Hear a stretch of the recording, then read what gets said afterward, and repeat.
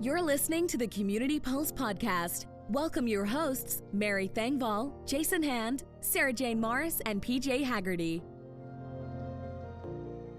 So everybody who's joining us, welcome to Community Pulse Live, the first ever Community Pulse Live. Very exciting. We're here to talk about COVID-19, what's going on, what it means for people in DevRel. We've got two great guests coming on, and of course I'm joined by my hosts, Mary Thangval, SJ Morris, and Jason Hand. Welcome to people from all over the world. It's so great that you're joining us. Like, it's really fantastic. Super exciting. While we're doing this live, it will also be recorded. So if you have friends who couldn't make it, or you find that there's information but you didn't get a chance to write it down, we will be providing recording, both the video and audio. It should be awesome because we're Community Pulse, and that's what we do is awesome. A few things as we get into it. We are happy to take your questions. Feel free to put them in the chat here. On Zoom, you can put them in the Community Pulse Live channel if you are on the DevRel Collective Slack. Also, feel free to tweet at us at community_pulse. We will answer questions from there. Obviously, we're probably not going to be able to get to everyone's questions, and I apologize in advance for that. But we want to do this in like an hour, maybe 90 minutes at most. We don't want to take everyone's day out for the entire thing, but we feel this is an important topic that really needs to be discussed. So if you have questions, please ask them. That said, some things we don't want to cover here, because some of them are not our purview and some of them aren't really what we meant to talk about. News about COVID-19, the spread of it, safety, health issues, things like that. That's for your news outlet and for your medical professionals. We are neither of those things. We are just a simple podcast that likes to talk about community things. We love you, and we don't want to give you false information, so please don't rely on us for any health or medical advice. The political response to COVID-19. Again, while we all share the same job, we don't all share the same politics, and we don't really want to get deep down into that. What else? Excessive moaning. This is we want this to be a positive call. We have the moaning channel in DevRel Collective. I know because I've been using it like mad for the past 2 weeks. But let's try to provide support and help people out. This is a really tough time for all of us, and we know that. We're going through a lot of the same things. So if you have solutions, let's talk about solutions and not talk about problems. We're not going to talk about general work from home coping mechanisms and things like that.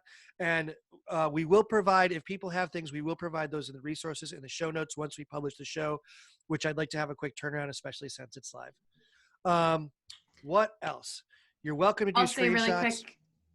Sorry to cut you off. Gentlemen. I'm saying real quick. If there are resources that you want to share, we will be posting those on the website. So be sure to drop those in chat. SJ is going to be pulling those into a side doc we have, and we'll publish all of those on communitypulse.io after the episode is live. Absolutely. Additionally, if you want to get even more attention to what we're doing here, or more attention to things that are being discussed, or you just want to credit people with some stuff that they've said, please use the hashtag CP Live, Community Pulse Live. That way we kind of get the word out on this awesome event. And other than that, thank you so much for being here. That's really the most important thing. You know, we always say at Community Pulse that there's really no point in doing DevRel or no point in doing this podcast without a community to do it for. So thank you so much. We really appreciate it. With that, current DevRel, one of the biggest focuses in current DevRel is travel, going to conferences, going to meetups, going to places that aren't this room, and traveling around and seeing people, interacting with the community. But with the advent of COVID-19 and its proliferation worldwide, that has totally been changed. So a lot of travel has been cut out. What and I'm going to ask my fellow hosts here, what has that meant for your landscape? Like, how have things changed for you? And I'll kick it, like, to get started. I know I'm a conversation dominator. Everyone knows that.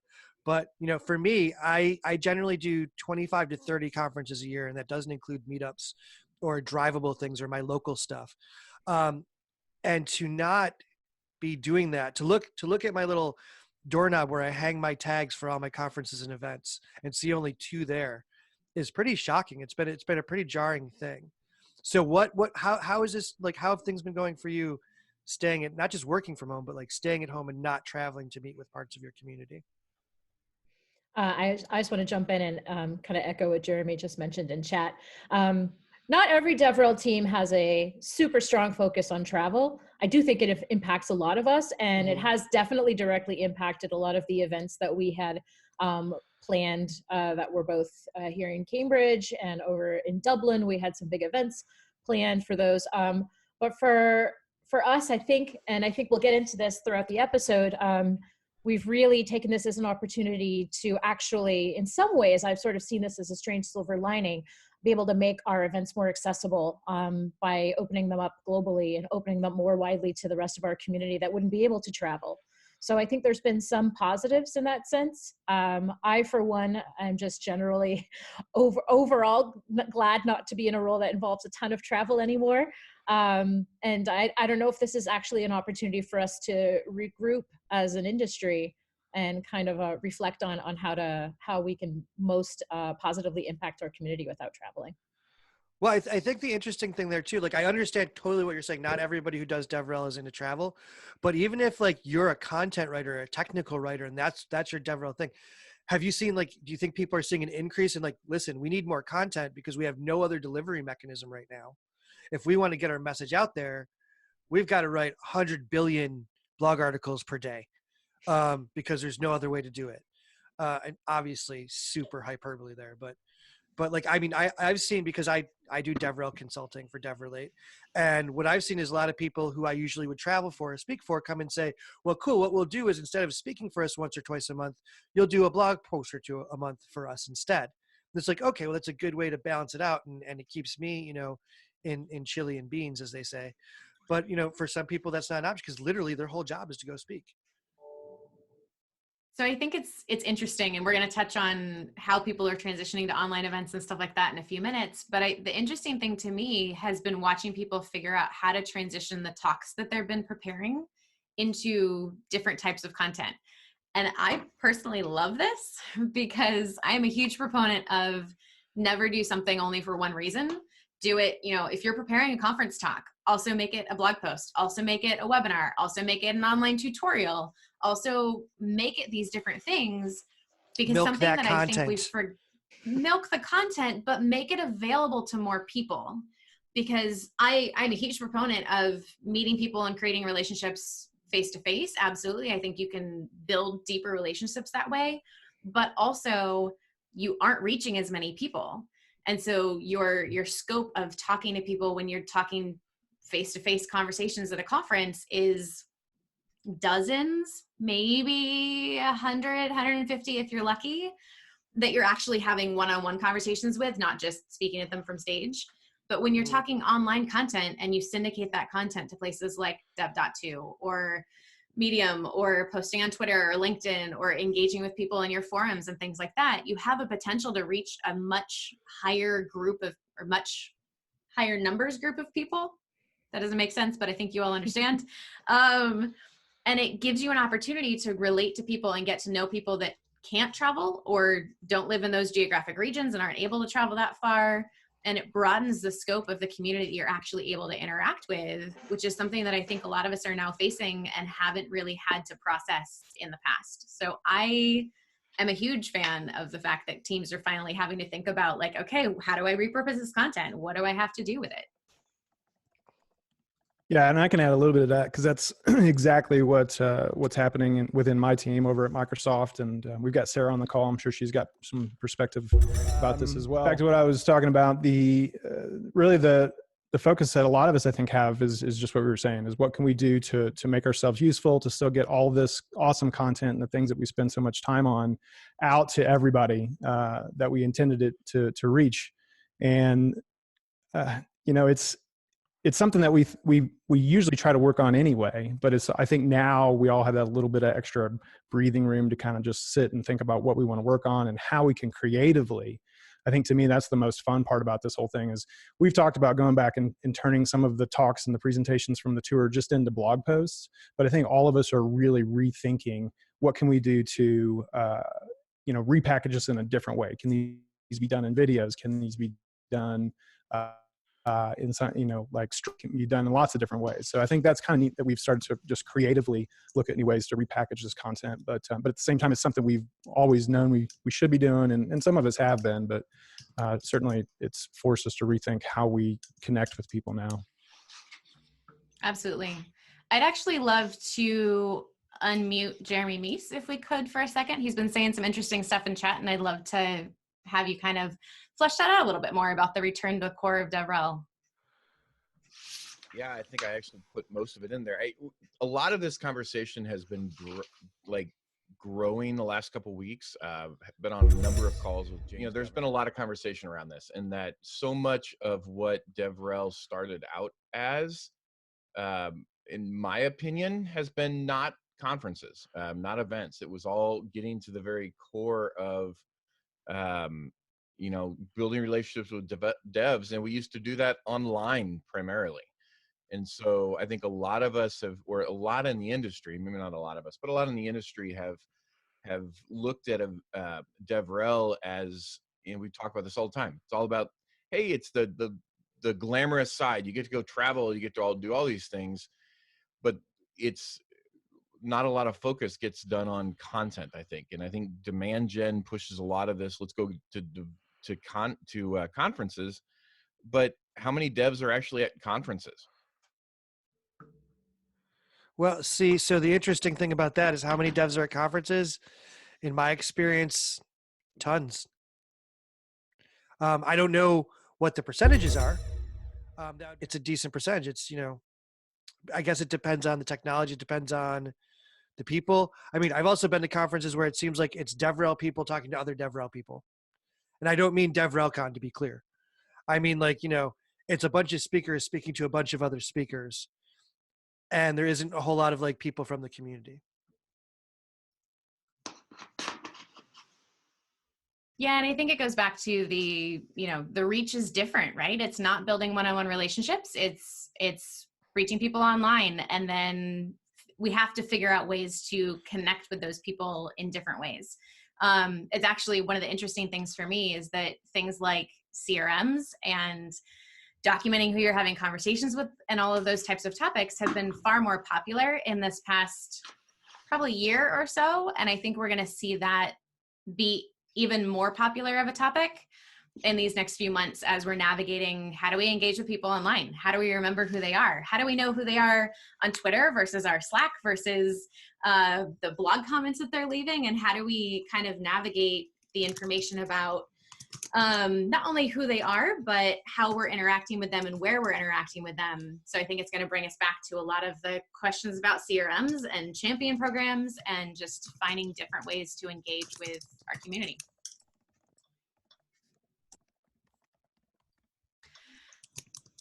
Do we want to move on to online events since we're kind of chatting in that direction anyway? So we have two guests, as we mentioned. Sara from Microsoft, and Sara, I apologize. I actually don't know how to pronounce your last name. Sara Thiam. Thiam, okay. And Kara Sowles from Puppet. You want to both introduce yourselves? Sara, we can start with you. Yeah, sure. Hi, everyone. Sara Thiam from Microsoft. I'm actually on the Developer Relations Program Manager team. So I work closely with Jason's team, which is the Cloud Advocate team. So for us, we cover more programs. In that sense, when the COVID situation hit, and it hit, so I'm based in Singapore and actually hit China, and then Singapore was the third country, I think, after Japan at that point of time. So there were a lot of programs that we were running, especially with the tour happening in our city, and that led me to have to convert a lot of them to online events, which is why I'm here. Awesome, thank you. And Kara? I'm Kara Sowles. I work at Puppet. I'm really excited to talk a bunch about what moving to online events is actually going to mean from a moderation point of view, which I'm almost grateful for some folks to kind of proving how important that is. And I'm also really interested in kind of assessing in general how this affects our roles going forward. Definitely. So I think the first question that we kind of want to start with is just there's obviously this huge surge of virtual events now, right? So many conferences that were supposed to be in person that have turned to virtual for lack of another place to be. Is this a good change, a bad change? Is this to be expected? What are your opinions on the topic? Well, I think so. For me, it's been about 6 weeks, 6 to 8 weeks of virtual events, and it's gotten pretty saturated, I think, in this side of the world. And I think the pace that it'll happen at will happen to every country at the pace that the situation hits your country. But I think the first thing to know is that virtual events are not a new format. So first of all, right, because I think a lot of people are very excited about talking about how to run one, experimenting it for the first time. But I think what's really interesting is that there are actually a lot of resources out there already around how to run virtual events, and there are many people in our community who are really great at it. So I think first things first is you can always reach out to people and partner with them for it. So I think that learning and that sharing is like the biggest thing to think about at this point. Like that was my biggest learning to date. Yeah, I totally second that. A lot of folks have been doing online events for a while. I would say one of the really interesting things that we're facing is when a company pivots to an online event, the first thing we talk about is accessibility. Now everyone can join in, now everyone can participate, which is a great thing. But I think that it's, with in-person events, we went through a whole process where we were like, perfect, accessibility means anyone can come. The same way that we thought that about social media. And we're finding now we have to go through that process again and say, what does it actually mean to be accessible? For example, like on Twitter, we learned that accessibility means voices aren't being drowned out by some pretty nasty folks. And in-person events, we learned a lot about curating content and creating a really safe, cozy community. We're gonna go through that whole change again with virtual events. And we haven't gotten the chance to do that yet. Like, we've been building a model that says blast it to everyone.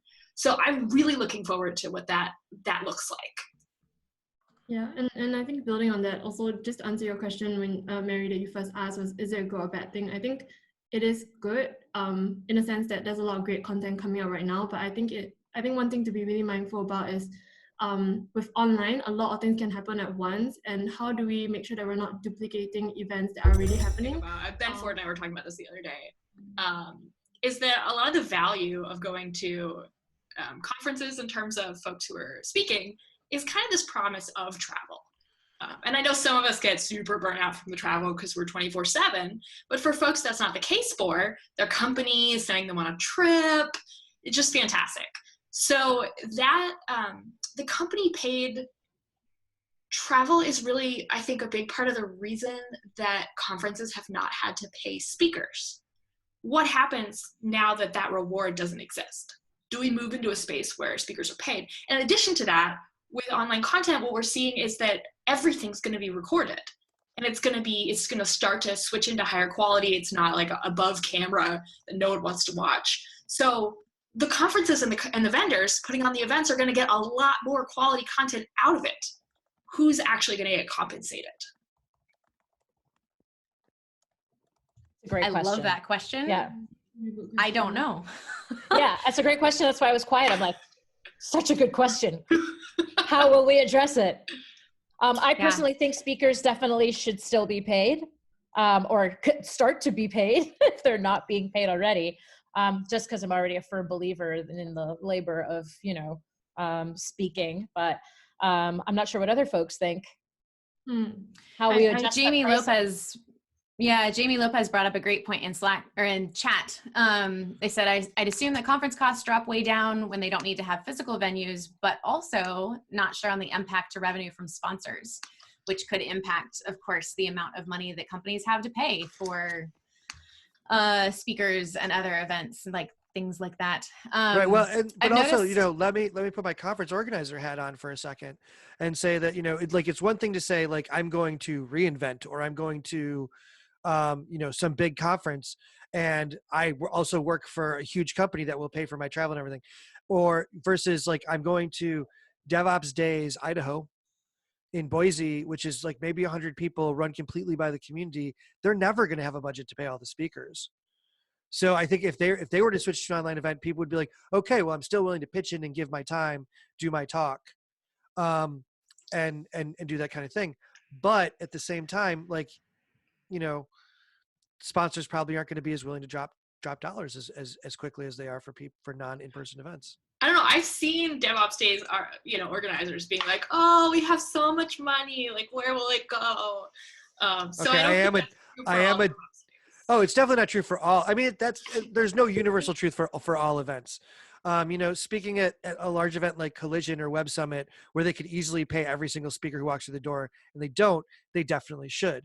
But coming from like DevOps Days Buffalo, where it's like, how much do we have left over after the event? Minus $200. Okay, well, obviously we're not going to be able to pay any speakers. Yeah, I think an interesting kind of connection to this is the art industry. In the last 5 or 10 years, they've gone through a lot of changes on the idea that exposure is a way that one should be paid. And I think we're about to go through the same process, and it's going to take us time. Everyone's going to promise us exposure at first. And for those of us, this isn't our job. And we'll have to go through that same cycle. Yeah.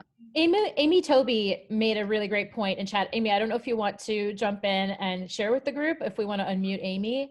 I just thought it was really interesting, next way to evolve this conversation. Yeah, I mean, my company, we just kind of, I started as kind of a hybrid staff SRE in DevRel, but when everything kind of closed down, I shifted entirely into DevRel because we said, oh crap, we generate a ton of our leads at physical events, and we got to turn the whole ship around and start doing this differently. And I'm sitting here thinking about it as we're cranking out live events and webinars and whatever we can come up with just to run the experiments. I think syndication is going to end up being the future if we do more and more of this kind of stuff, because, like the problem is, like, how do I find my dang audience? When I go to SRECon, my audience is there. But, now it's everywhere. So we have all the other marketing venues and places to find people. So I wonder if there's an opportunity there for something new that, well, one, like other people said, like, give me back the hallway conversations, because that's my favorite part by a landslide. And I think it's a lot of people's favorite part, at least us extrovert types, which is probably a lot of people in this room. And the talks, I think, are still going to get out there. Yeah, well, sorry, go ahead, SJ. I was just going to say, that's really interesting. That's been kind of like my looming question in the light of all of this is like, I'm not sure if, like, let's translate this, content we were going to give at a conference and just do an online webinar with the same talk. I'm not sure that's the best way forward. I think there actually needs to be kind of a whole review of how we're doing things and what's most effective. I know I don't want to sit around and like watch 3 hours of webinars a day. Like, that's not my jam. I would sit through that more likely with breaks at a conference, like, just because there's a very different energy there.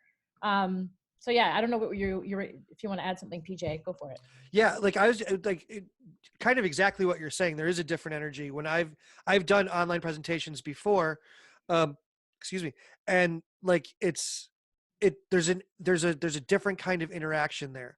I can't see my crowd, even in this room. Like, I could get some reaction, but it's not the same. The body language is very different. You're all extremely comfortable sitting in the comfort of your own homes. You're not in a very uncomfortable conference chair that may or may not have like adjacent thigh touching that you're not happy about. It's a totally different situation. And also, your attention to me and what I'm presenting is not going to be the same. I'm not going to have the same energy. You're not going to have the same energy. The whole thing is a different dynamic. So I was talking to another speaker the other day. We were talking about the fact that basically, like, without the ability to interact with people, I don't know if I'm doing well. I don't know if my jokes are landing. I mean, picture doing stand-up comedy online with no crowd. Could you do that? And no, presenting developer information is not the same thing. But I I take a lot of notes from that, and the fact that you feed off the energy. And often, if it's interactive and people are asking questions, there's a whole different thing there. People aren't willing to raise their hand, except for Jamie right now, who's raising his hand. People aren't willing to raise their hand in an online forum, whereas they might be more likely to do so in person, which is odd because it's kind of counterintuitive to what we usually think of the way people interact. Yeah, that's all. Yeah. Well, just to sort of add to Amy's original point, in terms of business models changing, we saw just this week, was it this week or last week? O'Reilly. It was this week. just getting out of the game totally. So I Been think a long week. they're already thinking, I know, there are, you can already tell that people are already thinking about how this impacts, our business models and what kind of changes we're going to have to make. And are we switching to more of a syndicated type of thing? Are we moving to the digital swag model that, we're seeing there in chat? And yeah, I mean, it changes the business model, but it also changes like our model of how we do things. I think last show we were talking about how if it wasn't for conferences, I would have never met Mary, which means this show would have never started. We would never met any of the people really on this call. I wouldn't have met Taylor or Amy or Alice or Kara or any of you, if it wasn't for those conferences. And it's not, that's like another sub part of the hallway track, is that we start to make friends and learn who to connect others with in certain situations. Kara, it looks like Kara's got something you want to add to this? Yeah, and kind of to what PJ was saying too, we're in the very beginning of how we communicate via video. We don't have language. Like, for example, that whole time that you were talking, Jason, I have my hand up. It looks rude, honestly, right? Like if you were talking in a room and I put my hand up the whole time, I would be an ass. So we don't have good language in terms of how we're communicating with each other. And I think that's, if you look at it, like people are talking about the next generation growing up digital native, which isn't my generation. That's the fresh one. What is it going to mean for a generation to grow up video communication native? What kind of signals are they going to have to each other? We're in the infancy of what both video tools look like and what video specific language looks like, in the same way that text specific language is highly cultural and highly specific. I agree. And in relation to how you started that off about raising your hand, Jamie has had his hand raised for, he's using the hand raise function of Zoom, which kind of also speaks to the culture and how video chat looks. So it's really interesting. And now that I'm recognizing Jamie with his question, I can hit lower hand so he can no longer, and then that's weird. And then it muted him. Cool. So we don't know how this works. All right. Jamie, you all you have hear a question? me? Did it Yes. actually unmute me?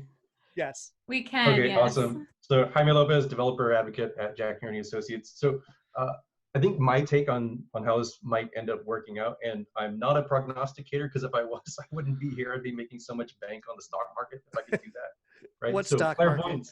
Clairvoyance being what it is. I think what we'll see with online only events as they start to become more of a thing is, I think you'll start losing that sort of mid-tier conference. I think you will have either the mega conferences or the very tiny conferences, right? Because there won't be any room for them, right? It'll be, hey, go check out this cool thing. The folks at Facebook, the folks at Google or Microsoft, they're doing this event. Everybody in the world, millions of people can participate. And then you can have the very tiny ones, kind of like this, right? There's like 20 people in this one because it's cheap. We didn't have to all fly out for a day or a week or whatever to do this thing. And I think you'll miss that middle ground of like, hey, this is kind of a mid-tier conference. It's got, 300 up to 500 at most people. I think it'll be mega conferences or tiny conferences, many, many, many distributed tiny conferences.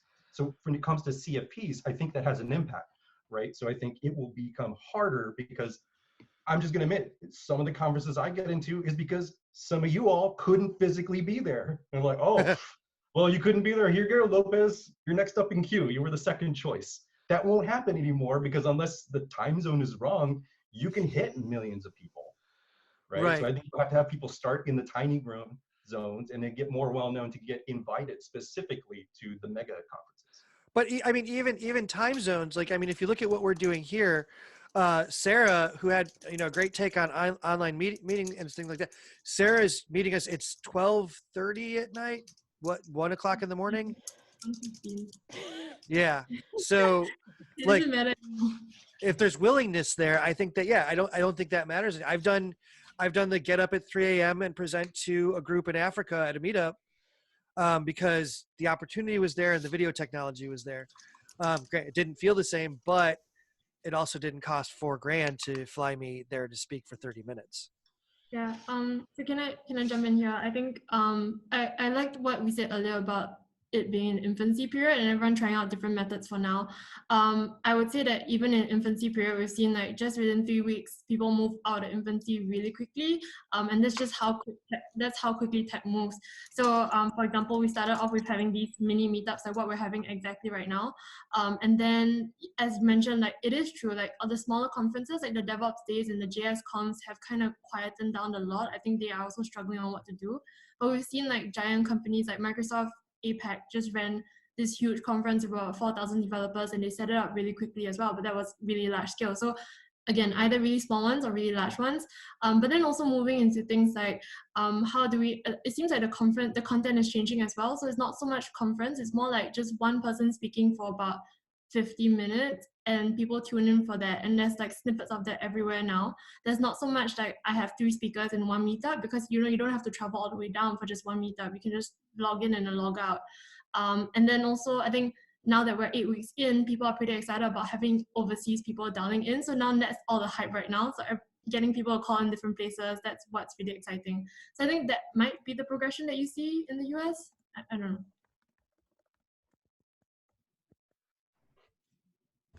Yeah, I'd actually love to hear from Alice. You've been talking in the chat about hosting or speaking at virtual meetups. I think you had some questions as well as some comments about it. And you are unmuted. Not to put you on the spot. Or 2. Seems like we're not able to hear you. This is another really good example of not having these tools, right? These communication methods. Yeah. Do we have a way for folks to say, I'm willing to chime in, I'm not willing to chime in, I'm in a place to do it? You know, we just have no language and communication around this. Yeah. We don't even so much right now. Yeah. Well, I think the interesting thing too, and this kind of goes along with what we're saying, but also, so I have 2 kids. They're a little bit older. One's a senior in high school. The other's a sophomore in college. The one who's in college has older professors. The one who's in high school has younger instructors. They took 2 days and were immediately doing classes on Zoom. And some of the theater classes, voice classes, dance classes, science, economics, everything she does for her senior year, AP computer programming, all of it over Zoom, took them 2 days. My son is on week 2. They haven't started classes back up yet. And granted, part of that is scale. He's at a university. It's much larger than a high school. But also it seems that the students in her school had absolutely no problem taking to Zoom, to the point where they created VPNs to create hallway tracks for themselves so they could communicate between classes. They could meet each other up in study hall. They could do all that without being on the school Zoom, or at least not letting the school know that they were on their Zoom. So it's interesting, you know, with what Kara's saying and what Sarah's saying as well. Like, first of all, I think the generation that's coming up behind us, and I know I'm the old man of DevRel. I get it. They're already ready to do this. They are wasting no time whatsoever. To the point, you know, my daughter does Zoom school all day, hops off, jumps on FaceTime with her friends. They're watching movies together on Netflix Share. Like, they're doing all these things together. There's no reason why our conferences can't do the same. And to speak a little bit to what Jamie's saying, like, I think the community conference will stick around, but that O'Reilly thing that Jason mentioned kind of says, maybe we don't need those big corporate events anymore. I know from my perspective as a speaker, I was never really thrilled about being on stage at AWS reInvent with 4,000 other speakers, with, you know, the only goal being to talk about how you can sell us to other AWS people. Like, it really wasn't, to me, a tech event. It was a sales event so you could sell things. I'd rather be there with 200 people that are really passionate about the thing that we're talking about. And I think that with online events, you can kind of do that.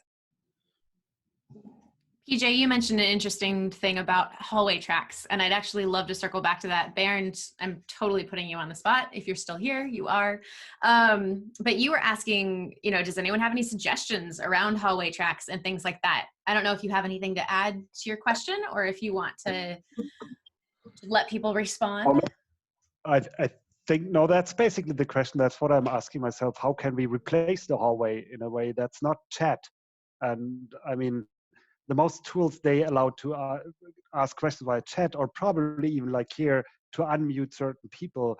But how can I really, like, hey, I see this guy. I want to talk to him now because I do this and that. And I wonder how we can get that in an online experience, because that's what I would miss of in-person events.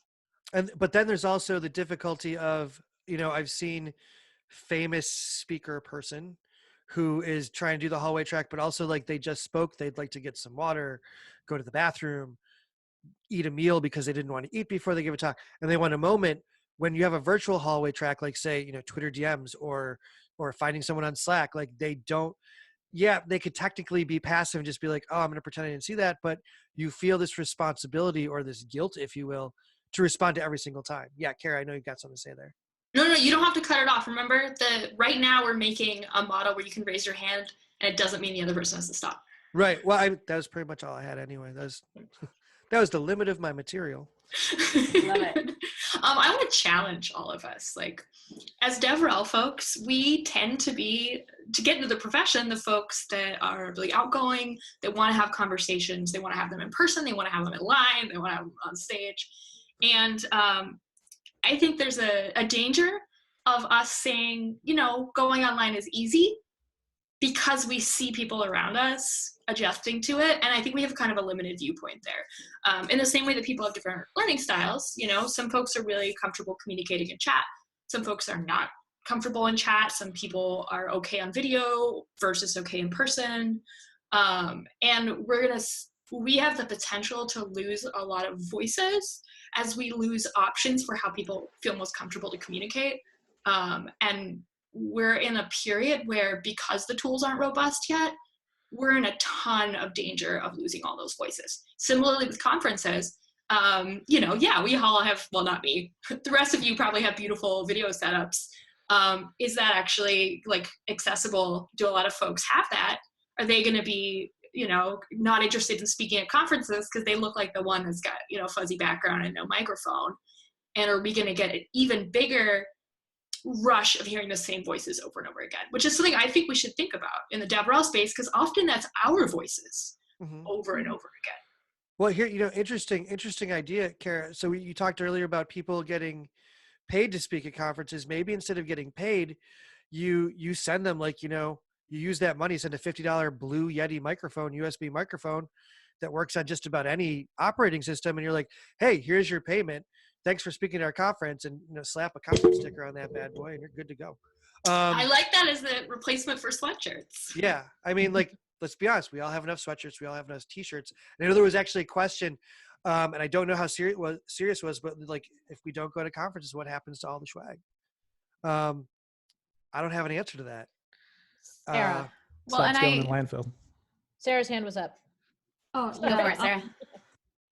My brain just blanked. Mary, you go first. Sorry, my brain totally blanked on what I was going to say. No worries. No, I was just going to say, the flip side of, there's the huge pro of being able to include more people who can't travel or don't want to travel for whatever reason. There's also an interesting perspective that I saw the other day, and I was desperately trying to find this tweet and I couldn't find it. So if someone else saw it and can drop it in there, that'd be awesome. But the interesting concept of, for folks who are introverts and rely on conferences to get them out and seeing people, it's a huge loss. And so it's an interesting perspective there too, right? Where for those of us who are extroverts and really want to be traveling, it's a huge loss. But I personally, at least until then, hadn't thought of the, for folks who are looking for things to get them out and in their communities, it's a big, the lack of in-person conferences and moving everything to online is a loss as well. I remember what I was going to say. So actually mine was, it's on the same point, but I kind of saw it a different way based on the experiences that have happened so far. So by going online actually has actually made things more accessible. So I've had Indonesian folks constantly reaching out saying when are you going to come over and have a conference there? And we rarely get to go to Indonesia because of the infrastructure and everything. But then we had a ton of them tuning into the online conference itself. Given that, definitely hardware is going to be one, and I think it'll be a balance, but I think that are the pros of it going online as well. And I think on the introvert side as well, it kind of levels the playing field for everyone now, because it's if I'm not super extroverted in person, now it's on a level playing field where everyone's online anyway. So I've had some introverts, we have a JS meetup in Singapore that happens monthly, and we don't see some people that we've seen them on the meetup, but we've never seen them in person before, and they've suddenly started appearing on Zoom. So I guess that could be like the upside of it as well. You know, one of the benefits I think of having, live events or in-person events is because you do get that mix of introverts and extroverts. And I can say, like, if it wasn't for the extroverts, I come back to, I wouldn't have met many of you on this call. I wouldn't have the job I have. I wouldn't be doing any of what I'm doing if it wasn't for me kind of hovering outside of a little group of people talking about something I'm interested in. And then like the PacMan effect happening, like somebody saying, hey, come be a part of this conversation. That I think is what scares me the most of losing, is that how can we still create that those nodes of network connections when some people just aren't going to be as comfortable diving into a conversation and almost like the live version of sticking their hand out and saying, forcing you to shake their hand and learn their name. Like there's no way of making that happen now. And I think there's just a lot of things that I think most of us are having a hard time wrapping our head around. How do we replicate that in the digital world? So this is interesting. I'm loving that as we're talking about this out loud, the chat is kind of going, well, but wait, this interface or this tool lets you have breakout rooms, and this tool does too. And did you know that this thing has this? And it brings me back to what we were mentioning earlier of like, we're all still learning. And that's those of us who, like a lot of us on this call, I would wager, work from home and would say that we're fairly used to Zoom. And I know I, for one, have learned probably more from the chat today and from this experience about Zoom than I thought was even possible about different ways to both protect us as well as different tools and features that are available that I had no idea were a possibility. So I think we're kind of back to we're all learning and we're all in this together, and it's going to require some additional research rather than us assuming that we know what tools are capable of and what tools are out there. Right. And I think in some ways, I think the interesting thing is in the past, there's been these great events that cause a push or a change in technology. There was the whole Web 2.0 thing. But before that, there was the whole advent of the internet and people creating websites and what that meant.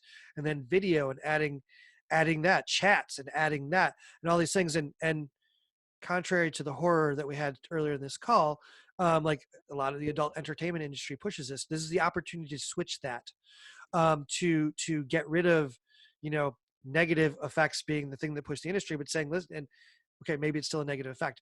We have this horrible situation that we're in. There's a gigantic pandemic. It's worldwide. What can we do? What can we change in technology to make things easier for all, not just technology's sake? And I think that like, I know that I've opined on the show before about how I feel like a lot of technology companies are building technology that is useless. It has no purpose. And it's actually negatively impacting the world. Like, I'm sorry, Facebook, we don't need you. We don't. A lot of the things that Facebook builds are horrible and useless. We don't need them. Who's going to build the next thing that's going to be awesome? And I've seen little things like there's a resource called Mattermost. Mattermost is basically free self-hosted Slack. You can't get to it unless you know the actual identity of that server. That's a great way to bring people together online in small groups who might not understand how to do a full Slack app integration, but they understand how to open a browser and do chat. Like little things like that are going to make a difference. And I mentioned that because, we're talking about like the different events and things like that. Hackathons are still happening. There's one that started today called Code versus COVID, that is specifically for people to come up with ideas to use technology to combat the disease, whether that's how to program 3D printers to better make masks for first responders and hospitals, to how to actually build your own ventilator system, how to, whatever. It just started today, so we don't know what's going to come out of it yet, but it's going to be pretty interesting. Like maybe this is our next opportunity to make that leap in technology that says, no, we're not going to talk about a hyperloop between Los Angeles and San Francisco. No one really needs that. What we're going to talk about is how to make it easier for people to breathe, easier for people to communicate, easier for older people to get online and understand what's going on and get their news. Let's talk about the positive things that we can do. SJ, you had something to say. I would, if I do get into what I was going to say, it's going to take us back to another portion of our conversation. You've definitely evolved it to the next level. That's okay. I think I will just say it for the sake of saying it. I want to just talk for a minute about this dichotomy between introversion and extroversion that I think PJ and I have discussed. This is like kind of a false dichotomy. I think we're all kind of different in different settings. I personally, as someone who doesn't love public speaking, I shut down at conferences, but I do force myself to go to some, just for the benefits that we've all identified. But I actually feel myself like kind of thriving in this setting where I can just jump in and like, y'all are listening to me and it's like amazing. And I'm at home, I feel safe and I'm not anxious. So I think it's like just for different types of people and different like arrangements, like, I don't know. My point was just sort of like let's not necessarily boil it down to, oh, extroverts are like suffering now, and like introverts have this great opportunity. It's just sort of like, yeah, I lost my point, but right. you know what I'm saying. Well, let me help you carry. This isn't a time to be carrying the introvert or extrovert flag, which again, false dichotomies aside, but it's a time for us to come together and like, realize that, hey, I'm a content developer. I'm really good at content development. Jason's really great at being on stage.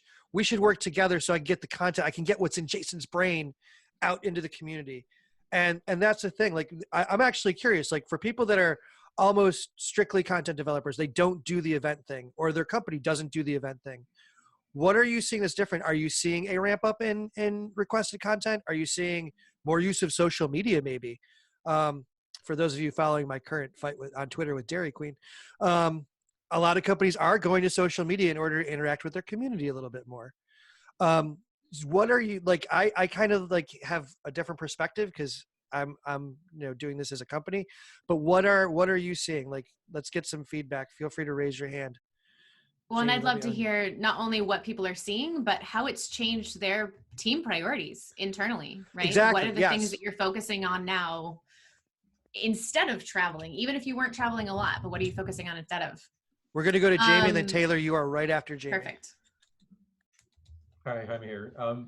So I have a somewhat different perspective than I think a lot of folks that I'm following in the DevRel collective community and others on Twitter, where my role, given that we're opening up our banking API, like the ultimate goal is to be like Stripe, where a random person in their basement or in a coffee shop can sign up. But the fact of the matter is, today, that's not feasible. You still have to get contracts set up. So we're opening up as much of the documentation and everything else as possible.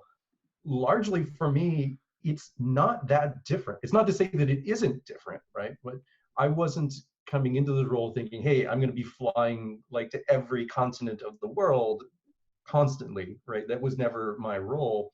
It has meant that a few events have been canceled, and there's one that I really wanted to do that I think would be critical for us is at risk, right? It might go online only, might get delayed, it might be canceled altogether. But since the approach was to focus on scalable content and scalable ways of reaching developers, it's like we're running at 90% capacity. So for us, as a very anecdotal niche, like, didn't impact me. I wasn't looking to go to all the mega conferences and all the meetups and toss out all the swag and everything. That just wasn't our approach. So I just want to add to that as like I think a counterexample to a lot of, I think, what we'll hear for other folks that have different needs at different programs. Yeah, no, I think that's an important perspective to have, though. Taylor, you had your hand up? Well, so actually, I will not give that much of a different perspective because it's the same for me. So historically, like, content to me has been the thing that scales the most on smaller teams, especially smaller teams that weren't looking to do large amounts of travel. And so it has always been more of a priority. I have seen, though, I mean, we're getting a little bit more resources to actually hire another person onto the marketing team to do more content, but that was not something that changed. That was already like a planned thing. It has been interesting, though. I mean, so the background is we had a slight pivot in the fall. So now we are back into like a beta state. So, priorities shift in what maybe don't go to a conference as much and talk because you're not ready to really like pull those people in to a beta product when you want to wait till something that's more like the public release. But you know, we have been having more conversations of maybe this does mean I give a few more talks than planned. I mean, it was already planned. I had 2 canceled this spring, and but maybe even more just because it is at least cheaper from like, and no flying and all that kind of stuff but we haven't necessarily gone super in one way or super in the other way because of this. One of the David, just real quick, I want to add something to this because I think that something that I'm struggling with myself is there's a backlog of content that I could spend. I could never ever get through it. You could have 3 more pandemics and there'd be still plenty of things to write about. The problem I'm having right now is I'm having trouble deciding if writing an article about how to create service level indicators using log analytics on Azure is the best use of my time. If there's something else I should be doing that's actually better for like the collective world, I guess, you know, just like, is this really what I should be doing when it comes to trying to stay sane, trying to feel like my job is still, you know, pretty routine. Nothing's really changed there. Like there's just so many things going on in my mind as I'm writing and like editing an article thinking, wow, is this really what I should be doing right now? So anyway, I just want to put that out there. Good. Unmute. Taylor, you've got your hand up. Well, wait, we got David. What? Okay. No, but I think Taylor's comment has to do with what Jason just said. Okay. I definitely say it's something I'm struggling with. I've spent a week on a blog post that should not have taken me a week. I think the biggest thing for me has been talking to, our CTO literally replied to one of my tweets on Twitter about it being okay if your content's taking you longer and being like 100% this is okay and we're trying our best. But I definitely I agree. Like you're sometimes like a lot of shit is happening around me. A lot of friends, family, communities are being affected. I had that feeling during Hurricane Harvey, and that turned into me jumping on in some of my free time some civic data projects that literally was just me cleaning data. But it made me feel like, okay, I'm doing something on the side. It's kind of monotonous, which I enjoyed when I'm struggling with something personally. Mm-hmm. But then it helped me refocus on like the actual work that I needed to do for like normal work stuff. Absolutely. And I think that's one of the biggest things that I'm learning and processing these past few weeks is that no matter what our situations were prior to this, no matter if we're used to working from home, no matter if we go into an office on a daily basis, like we have to, the phrase I use is give ourselves grace. We have to acknowledge we might not be as productive as we were before, and that's okay. We have to acknowledge that our employees or our direct reports or our managers might not be as productive as they were before, and that's okay. And not holding ourselves to that same standard of, well, here's what I was supposed to get done in Q1. I have to plan for Q2, and here's everything that's on my plate for Q2, and just making sure that if you need to give yourself space, you do. And if your way of giving yourself space is keeping and maintaining the same workload that you had before to maintain that routine, that's fine too, but it's going to look different for everybody. And I think that's almost more important for managers to keep in mind, but it's important for all of us to keep in mind for ourselves. I feel like one thing we haven't addressed, I'm sorry, I know David, you're waiting, but I just have one thing to sort of wrap up this thought. One sort of angle that maybe we haven't discussed as much today is, how are the developers in our communities feeling right now? How much content do they want to consume? Like, we've done a lot of sort of filtering, I guess, of content and processes with that lens of kind of empathy in regard to all of everything that's going on in the world. And we've really totally cut off certain kinds of communications. We've changed the tone and voice for a lot of communications. So I'm just wondering how folks are approaching that. And maybe we can open that up after we get to David's point, because that's a whole other question. I can tell you that the Zoom docs are pretty important right now. Seriously. Yeah. And David, you were talking earlier in chat about just your experience with content. I'd love to hear a little bit more from that perspective. Sure.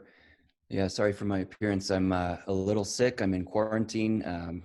Still trying to figure out this brave new world. I was in South Africa with a client creating materials for boot camps. We had a class running with students that got shut down. The students are sent home. the ability to go do on-site training. I know a lot of DevRel gets sucked into like sales support kind of stuff, or the idea of gathering with other developers and having content that's geared towards that. We're realizing now that first of all, the audience has evaporated. Secondly, the landscape has changed, and it's not likely that those will be the places that were actually in demand. So that particular client has just basically had to pull the plug. I think things like boot camps are going to really be suffering as people try to figure out, can I teach the same way that I was planning to teach in the real world, but take that online? So repurposing for, if you don't have a platform, you're kind of high and dry right now. You've got to figure out, can I build a platform? Can I find a platform? And can my content actually go into that platform? Yeah, absolutely. Absolutely. I mean, that's a bigger, go ahead. I was just going to say, SJ, I liked your point about empathy for our communities and how do we figure out what they're looking for? How do we provide the right content for them? I'm watching the chat go by and people, I think it was Alice, you said, as an engineer, the content I want right now is anime, and the like plus, yes, +1, like understanding that some people are going to want a sense of normalcy. Some people are going to want a sense of safety and assurance. Some people are going to want just, let me get back to my work. And it's hard to know how to balance that. And there's a certain extent at which I think, we keep doing what we're comfortable doing. If you are able to write content and it's good evergreen content that can be useful later down the road as well, keep writing that. If it's better and easier for you to process things by doing anime and you have the skills, because I do not, but if you have the skills to do that and connect with your community in that way, do that. If you have the ability to connect with your community in your online forums and just be there for them, do that to the point that or to the ability that you have, that you're still taking care of yourself as well. But it's just a matter of us providing in ways that we can for our community. One thing I kind of want to bring up in that regard is, and I've experienced it as a consumer, is like, every single company I've ever made any transaction with is sending me our community and COVID-19 email. And like, I don't feel like I'm a part of 99.9% of those communities just because I bought I don't know, God knows what of the million things I buy online. And so it's actually worse than the GDPR was a year or two ago. Yeah, it is. Like, we're just letting you know about privacy. We're going to continue to send you emails. Yeah. And so I just wonder, with that lens, when we're sending out communications, it feels inauthentic sometimes to be like, here at X company, we care about our community. And of course, I think we mean that to some extent, but I don't know. I'm being inundated by a lot of inauthentic messages right now. And so I wonder how other folks are approaching that. Carrie, your hand is up. Oh, mine was on the previous and future topic, so I'm going to pause and let someone else respond to that. Yeah. It was just sort of an observation and open thought, and see if anyone else But yeah, I mean, I think SJ, I definitely feel the same way. I think it's very interesting how, and in a way, it reminds me of kind of the world of open source. Like, open source is supposed to be this great thing, and we're giving it to everybody for free, and it's so accessible, and everyone can use it. Yay! Every computer can have open source software. It's awesome. And then people profiting off of that. This is oh, there's a horrible pandemic. Oh, people are sick. We're going to send you a message to remind you that you shop at Lord & Taylor. Yeah. That's not helpful. And yeah, I'm picking on a retail outlet. I could pick on so many companies right now. But because I bought socks for my wife for Christmas in 2013 doesn't mean I need to hear about what your COVID-19 response is. And chances are it's the same as everyone else's, and I'm not going to read it. Not to mention, it does not endear me to your brand. So, I mean, I think that there's a whole situation out there where people are having a negative impact with content. And that includes here in the DevRel world. I think there's a lot of people that are writing things that are hurtful to the situation and not helpful when they could be focusing on making the world a better place. I hate that phrase, but fuck it, I said it. Kind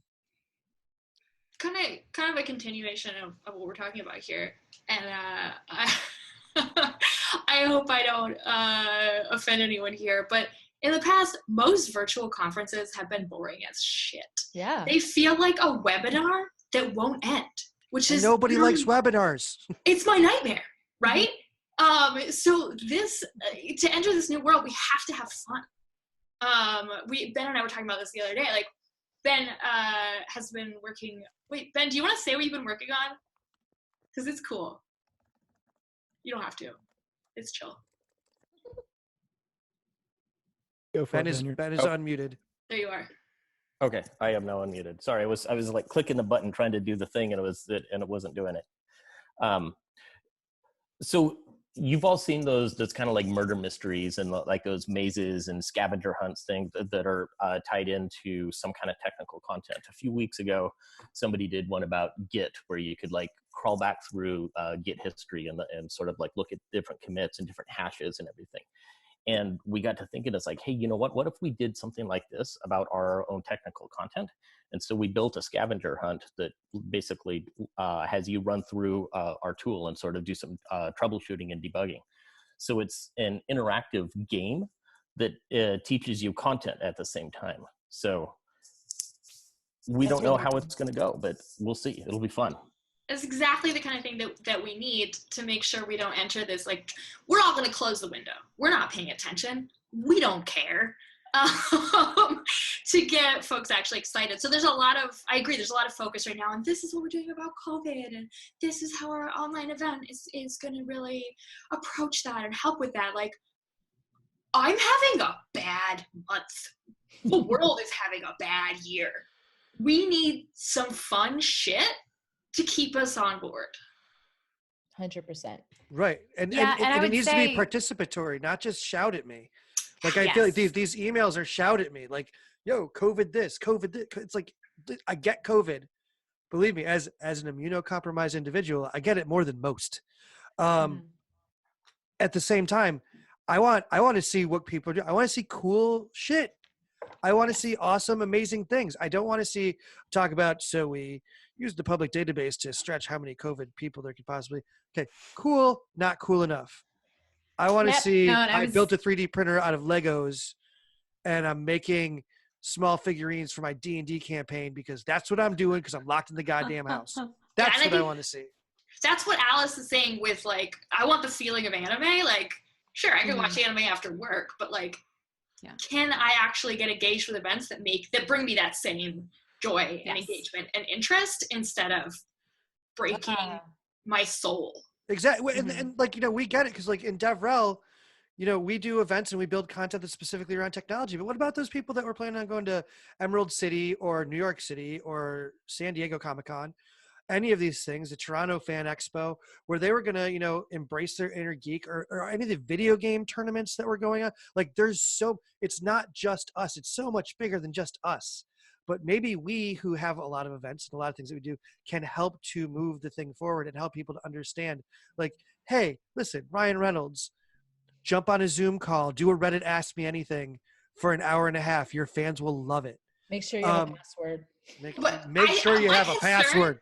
My concern is actually for us, is that we run a much higher risk of being boring as shit online than Comic-Con. I mean, Jaime just said this topic is mostly a solved problem in the YouTube community. And it's true. Yeah. People figured it out. We got Twitch. We got awesome videos. This is a place where DevRel is actually on tech is coming in behind and has to catch up. Right. Well, I mean, and I take some of my tips from like Ben Gibbard from Death Cab for Cutie, who is doing a song a day on YouTube. He just sits in his room with a mic just like this and writes a new song about how he's feeling today. Yeah, and I think someone was saying earlier, we need to figure out ways to make events not just standard webinars. And the example that I have actually happened last fall. It was Nordic.js, and they did a live counterpart to their in-person conference.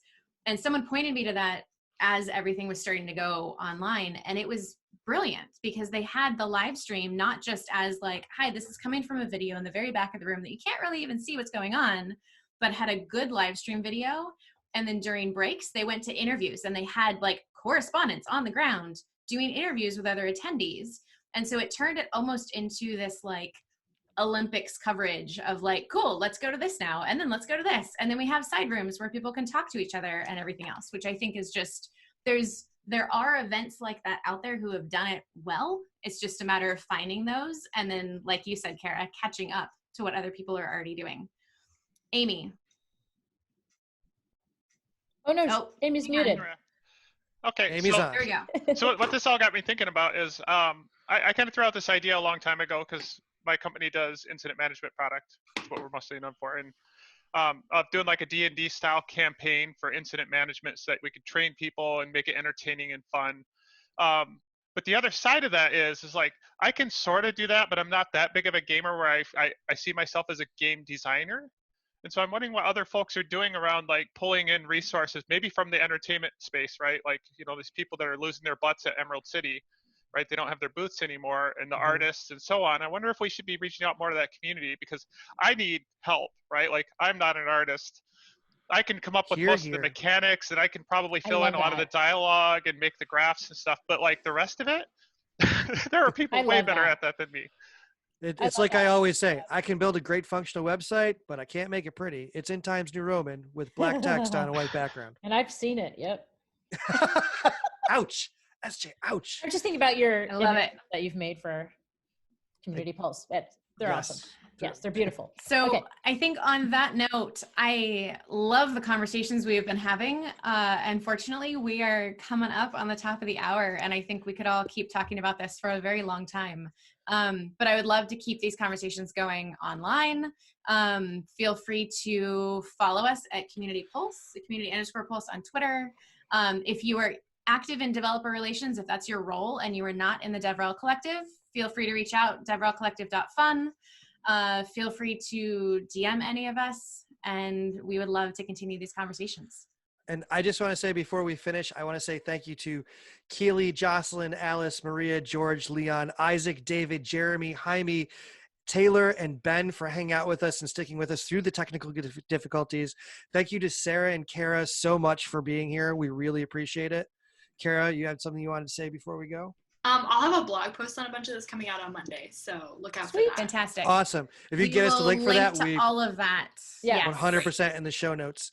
And for those of you who listen consistently to the Community Pulse, you know I like to finish these things with an inspirational quote from some of my hip hop heroes. So to close this episode, I think it's appropriate to go with a quote from Kendrick Lamar. When the shit hits the fan, is you still a fan? Thank you very much for listening to this episode of the Community Pulse, and we will see you next time. You've been listening to the Community Pulse. Find out more at communitypulse.io, on Twitter at community_pulse, or anywhere you get your favorite podcasts.